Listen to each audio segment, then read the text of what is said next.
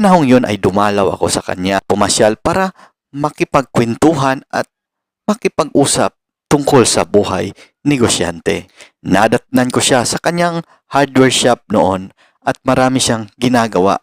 Balang-abala siya at tila ba pagod na pagod ang kanyang mukha. Noong nakapagkwentuhan na kami ay nasingit ko sa kanya na mahina nga ang benta ngayon at kulang pa nga kami ng pera para sa mga bayarin at gastusin sa aming negosyong naumpisahan.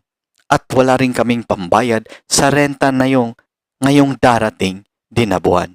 Pero bigla siyang tumawa, bagay na hindi ko naintindihan. Dahil ang problema ko noon ay palagay ko ay seryoso na talaga dahil wala kaming pangbayad ng upa. Pero ang sagot niya sa akin, ngayong araw na nga na ito ay kailangan kong makakuha ng cheque na medyo malaki dahil meron akong babayaran